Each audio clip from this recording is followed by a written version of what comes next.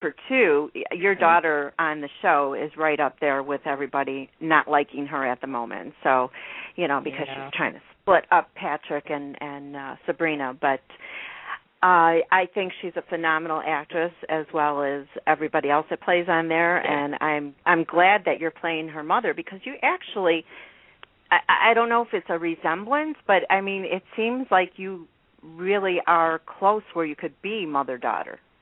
It's interesting because I think it's such a compliment, because that girl is stunning. Sometimes I can't look at her. She's so beautiful. I'm like, it's painful to look at you. You are so stunning.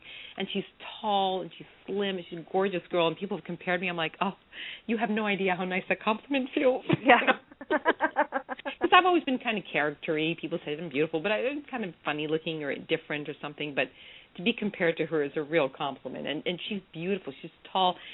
I said to her, at that one scene we're sitting on the bench, this bench episode, she's like a foot taller than me, and I'm trying to be like the mean, tough one, even with a hat on. I'm like looking up to her going, I am your mother. You have to listen to me. And meanwhile, she's towering over me, this tall, beautiful girl looking down at her stupid mother, But people said to me that since the character, not me, but since the character is on the show now with her, they like her better. Some of her evilness has been redeemed, because now they know she has horrible parents. They're like, well, wonder. So they like her better. So supposedly that's helped her situation better. It does, until she opens her mouth again and starts doing something conniving. And she's right back where she started from. It's so funny because, both of us will get a script and we're like, no, we're not going to do that, no. But she's like me. It's like, I want to be nice. I want to be kind. No. Dream on, baby. Yeah, that's it. Well, eventually in a soap, people are redeemed. So, it'll be coming on down the line. Once we find out more about Dr. Obrect and, what happened to her, I think it'll explain a lot of things. And maybe she'll even, end up in the nut house herself, and then, we'll be fixed, so to say, at that time, and you can come out a nicer, gentler woman and play a nice role. You never know. Just hide that hypodermic needle. Right? That was so funny. Come here, Mr. Scorpio. He was like, don't do that to me. I'm like, it's not my fault. I didn't write this. Yeah. I think he was mad at me. Don't put that in me. I'm like, really, I don't want to. No. Don't put I hope that when you come back, we do get to see some more of Robin Scorpio, because Kimberly McAuliffe is, we watched her grow up on screen. Oh, I know. All these years on General Hospital, and she's such an awesome actress. She really is. Pardon? Brilliant. Yeah. And now she's, I believe, directing. She's directing. That's why she's really busy, and she's directing. That's why, people yelling at me like what I've done. I'm going, no, you don't understand. Complain to the show, but really she's busy. But one day, you have no idea this. Like, you get 30 or 50 pages, and they're like, here, and they give you a couple of days, and you're like, go home, learn this, come back, and know it perfectly, word for word. I'm like, you're kidding.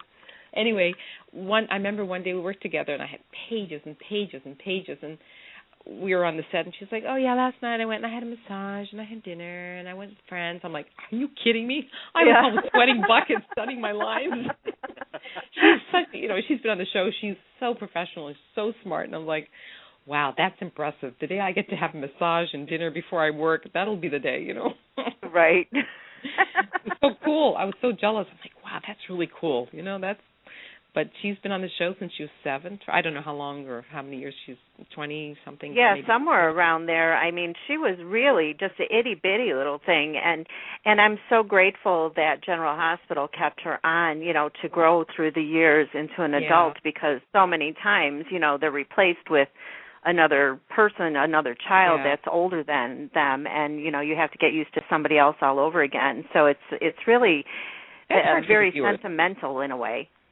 Yeah, I'm sure that's hard for the viewers. I see that, even some of the characters, fully grown people, are switched, to a different person. I have to remember. I remember Bewitched, and they changed Darren. Like, no, oh my gosh, don't do that to me.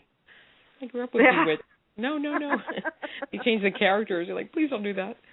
But they need to, or the actors leave, and the characters stay, so they have to. But still, I'm curious in that, like, the little girl who plays Emma. She's adorable, and she's a smart and talented little girl, and she's kind and nice. It's like she's disgusting. She's so nice. It's like, really? You're nice in real life, too? Really? And she's not pretentious. She's not one of those spoiled little children who's, stage mothers. I met a mother, too. They're just lovely people. Absolutely, just really kind and friendly. And the little girl's a doll. She's absolutely lovely. And it's like, wow, I wonder if she's going to grow up on the show. And I spoke with, I think, David, you were with me, too, yes, with, oh, my gosh, now I just completely forgot her name. Sabrina's real name. Teresa Castillo. Teresa, yes, thank you. Yeah, she was on the show.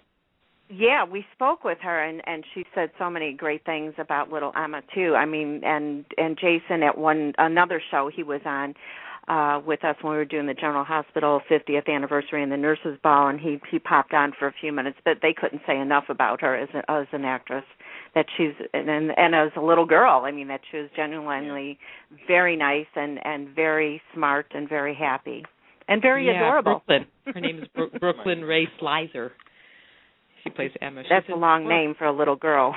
Brooklyn, I know. But she's just adorable, and she's smart, and she's really kind. It's like, really, and can you wipe that smile off your face? And she can't because it's permanent. She's just really nice. It's like, you're disgusting. You're so cute, and you're so nice, and she's not pretentious. Because I remember I've worked with kids a lot, and there's one girl, it's like she's sitting there sulking, and all of a sudden her mother says, honey, say hi to so-and-so, and she'll put on this phony smile, and the hand comes out, hi, I'm so-and-so. It's like, ooh, scary. Ooh, okay, that's not good. Wow. That's scary. But it's so funny because I met Emma Brooklyn, the actress, and I met her at one of the parties, and I said to her, listen, if I ever say anything mean to you, I don't mean to. And if you see me on TV and I look mean, I'm not that mean, really. She looked at me like, okay. I don't know if I can trust you, but okay. So cute. I like them when they're like that, too. I don't like any smart-mouth kids or, think that they're adults or something. I don't know. I think probably part of it is the parenting of the stage parents, Oh, yeah. But, because how else are they going to get like that? Yeah, because a lot of times the parents, the kids have to, they live through their kids. But this child, her mother is just this really nice human being, and it's nothing like that. I mean, you can tell that it's totally she's. But speaking of Teresa, now that is a beautiful girl too. Oh my gosh, yes. Mm-hmm. She is a doll. She's kind and nice, and her and Mark Anthony, they. When I first, I think I mentioned it before, but when I first came onto the set and I didn't know anyone, I hadn't met Kelly yet, and I just stepped up onto the set. And when I came back as her mom, not after, first I worked with Anthony Geary and Ian Buchanan and Finola Hughes. They're just wonderful. But when I came back as Britt's mom, and I was scared shitless. Excuse me. Oops. That's a bad word. But, I came and I was like, I don't know anyone, and they're all family, and you're an outsider. And Teresa gave me this huge hug and welcome, and Mark Anthony, just welcome here, and we're so happy you're here. And I was like, thank you. Really, it's not an age thing. I'm much older than, but I appreciated that warmth and kindness so much, because you're new and you're on their playing field, and it's a pretty intense, fantastic playground, if you will. This studio. I can see them doing that too, because we spoke with Mark Anthony too, and they're both very sweet. You can tell, on sweet inside and sweet outside. What they show you is who they are. Absolutely. And I can appreciate that. Yeah, they're not phony. They're real. And in Hollywood, it's a beautiful thing. Right. Yeah. Now, David, I know you had some questions. I think we should I'll take a break and you ask some questions. Okay, I can do this. Okay. If you could create a character on another soap opera, what would it be? For myself or for anybody? For yourself. I've always wanted to play, remember the Waltons? Little House on the Prairie? Well, I always wanted to be the mother, because these are like pioneer prairie women. They're the founders. They always, this is my favorite role on anything, not specifically soap opera, but like a woman who is a pioneer, who's loving and kind and goes out there. And actually, I've always wanted to be a pioneer woman. In some ways, I have been in my past and things like that. But I always had to play a character And I always loved period pieces. It would be turn of the century, either Europe or the United States, and just a woman who finds her way, who shows other women the way, to forge on. I'd be a suffragette, definitely. I'd be one getting the women's votes going, and so I think that's the kind of role in general that I would like to play. As far as on another soap, I'm doing my dream role. I couldn't ask for something better, and I'm not just saying that. I think this is such an interesting character, so complex, so interesting. The writing is phenomenal. You have no idea. You get the script, and it's like, oh my God, this is brilliant. I don't have to do anything. I just have to say these lines, use the accent, come up with some things, because it's so well written. It's like this beautiful thing. So I couldn't really ask for a better soap character, I think, than the one I have, for sure. From all the years of, whatever soaps that I've seen and watched and participated in, I think I have the dream, really a dream role. I'm so grateful for it. It's so much fun.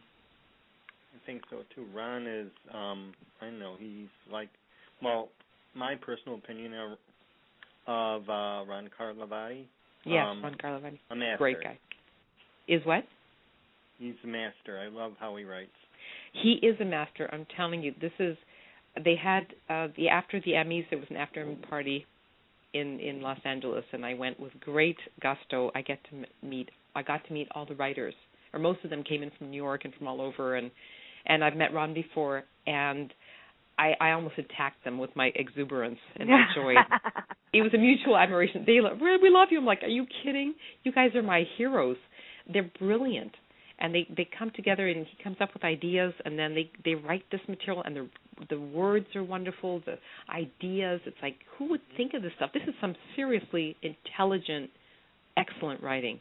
And I can't, there's a few things I worked on that I felt that way, and this is definitely one of those. It's brilliantly written, absolutely brilliant. Do you have another question, David? I do. It says, other than yourself, who would you like to play you in the life and times of Kathleen Gati? Aw, that's a very great question. I've never thought about that. I always thought of who I'd like to play. You know what? That's really interesting. I think a cross between Kate Hudson, because she has that kind of, I've always been sort of energetic and joyful and goofy, and Scarlett Johansson, because she sort of that troubled, complex, sultry, I don't know. I've been to this big complex, so that's really interesting.